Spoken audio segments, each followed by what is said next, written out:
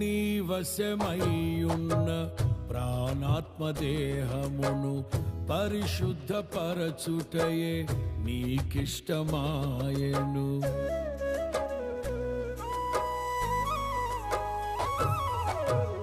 నీ వశమయ్యున్న ప్రాణాత్మదేహమును